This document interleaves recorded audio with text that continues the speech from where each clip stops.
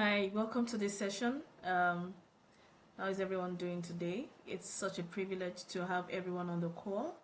My name is Grace Akinshola and I'll be your host today. Today we'll be talking about breaking into cybersecurity, a 12-month zero to intern roadmap. The cybersecurity is a buzzing career today. Everybody wants to get into cybersecurity. However, this is not without its own challenges. And our goal at the Blue Cedar Foundation is to ensure that everyone in our community is able to, especially our undergraduate community, is able to this year map out a journey that would really make them stand out by the time they graduate. So we see that the tech profession is not necessarily about your certificates anymore. It's not even about the certifications anymore.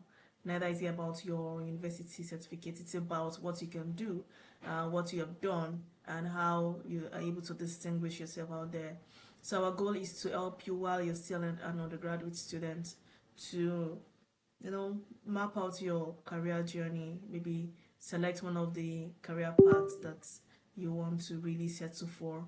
Then maybe you can even have like two pathways that you're preparing for, and then maybe by the time you graduate or maybe before you graduate you're able to try out things. You may really be even thinking you are interested in cybersecurity, and at the end of the day you find out that it's not your thing.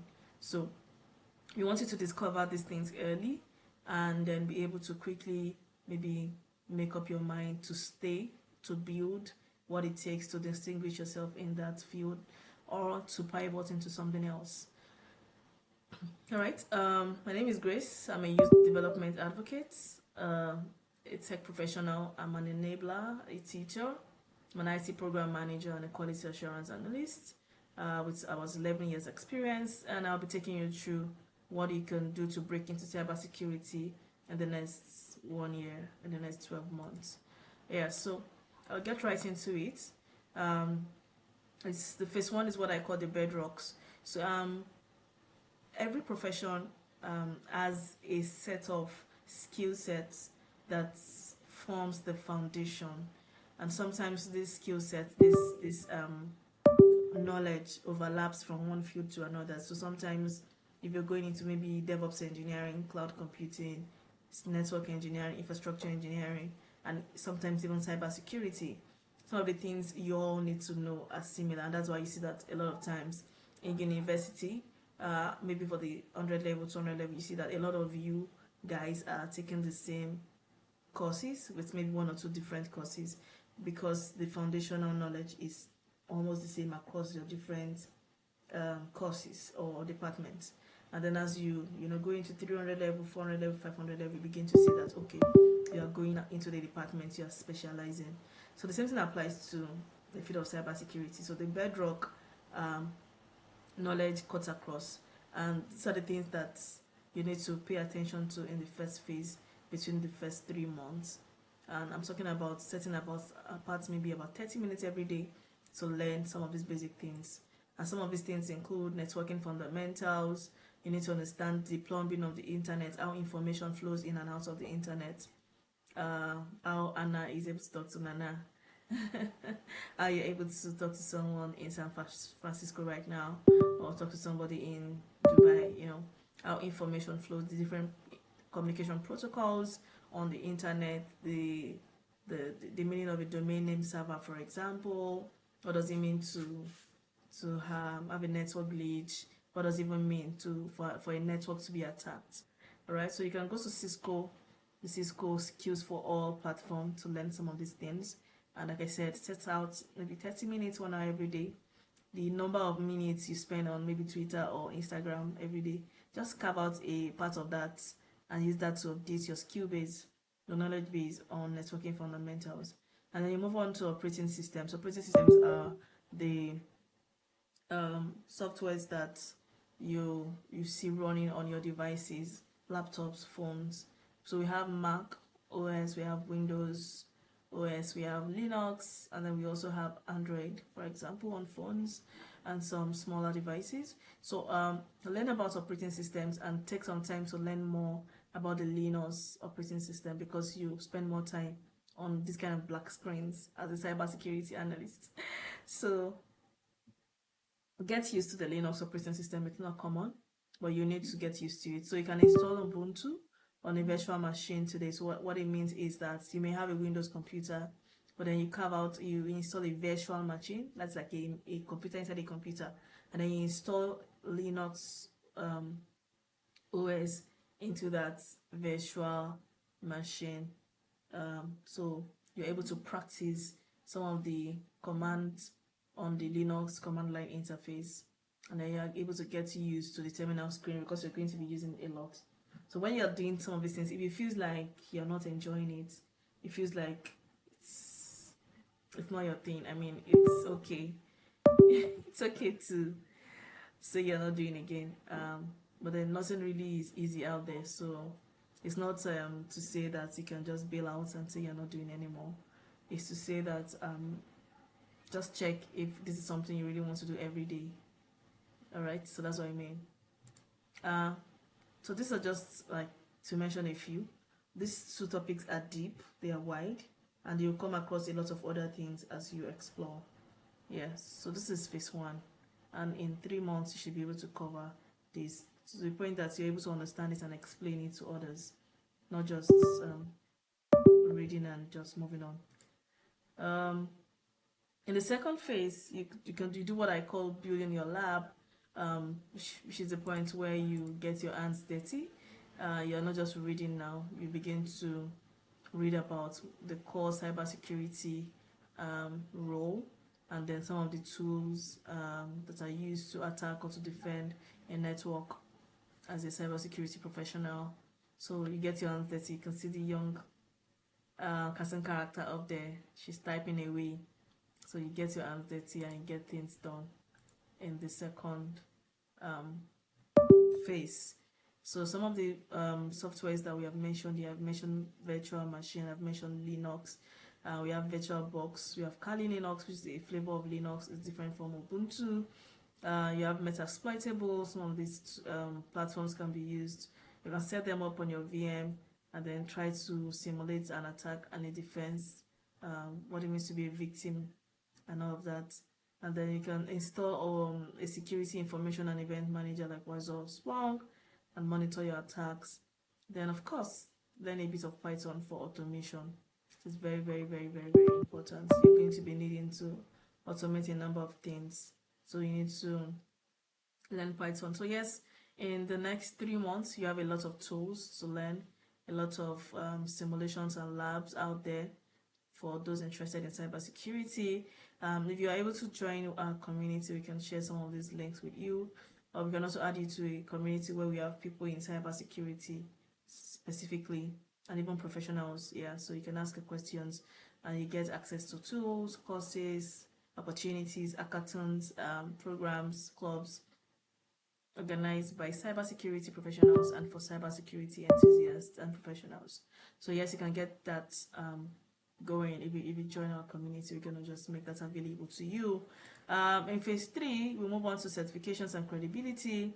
This is where you show that, hey, I'm serious about this. I'm going to really get some really deep knowledge about cybersecurity, and then you go, to get a certification, maybe in CompTIA Security Plus or ISC2 CC, certified in cybersecurity.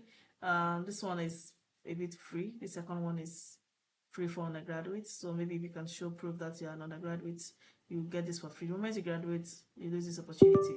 And that is why it's important to start now. Yeah.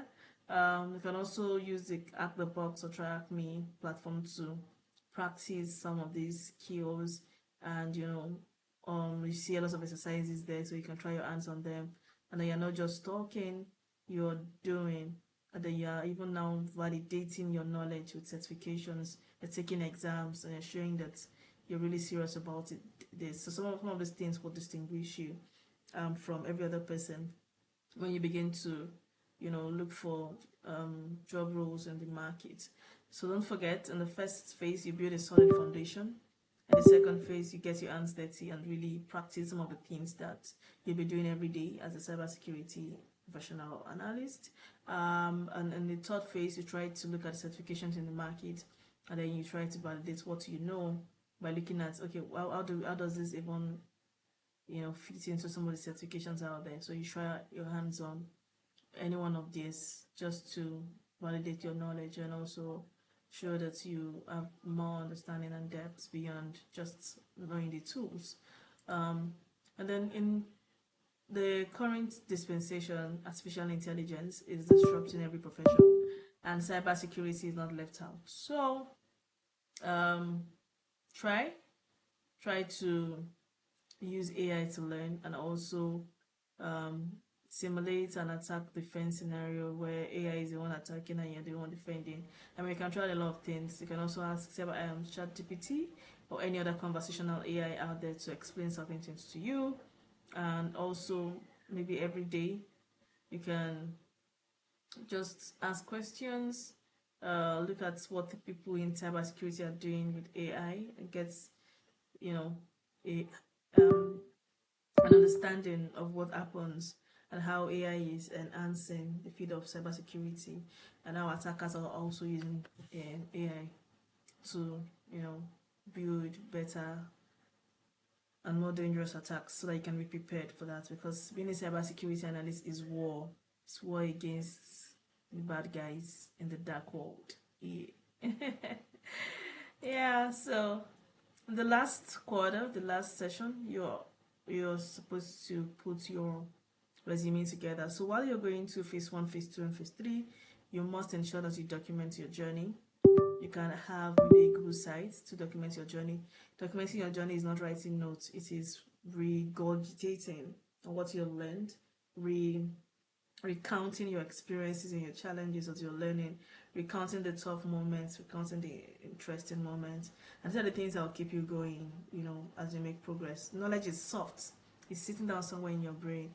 But then when you write it down, when you share it on LinkedIn, when you share it with friends in your community, and then everybody sees that, oh, something is going on in that little brain of yours, and it's really exciting. So it becomes tangible when you share it.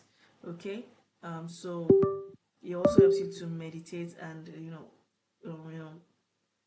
um, think deeper about the things you're learning. So um, document your journey throughout the process, and then in the last phase, then you're able to put up your resume, and it's supposed to be different. You upgrade your resume from the average student resume, where you have common softwares and just courses.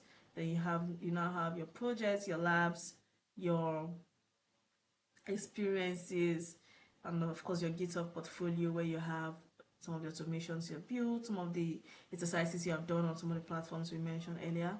You're able to put all of that together. So next steps, note that this is not a sprint, it's a marathon. It's going to take time, and then you need to really settle in, get started, develop a personal plan that will take you from level 0 and get you an entry level role in 1 year or 1 year, 6 months, thereabouts. Stay consistent. Don't just say, oh, I'll do 3 hours, I'll do 3 weeks boot camp. It doesn't work that way. This is a career pathway. It's not just a gig. It's not a job. It's not a side hustle. So you need to build it gradually and have depth. So if you have like 30 minutes every day, I think you'll be fine. Um, Document everything. If it's not written down, it didn't happen. So put your code on GitHub. Your footprints would really make sense over time. Write on LinkedIn, create a personal blog, tweet, share, talk to others, follow cybersecurity professionals and communities. Be curious, understand why things fail. Join a community like ours, and then who can support you in this journey of yours. So that's about it. Thank you for listening. The quiz has been shared on the platform. I don't know if anyone has taken it yet, but I thank you so much for listening to this short walkthrough on how you can become a cybersecurity professional in 1 year. I believe it's been helpful, and I believe it's going to help some of you out there.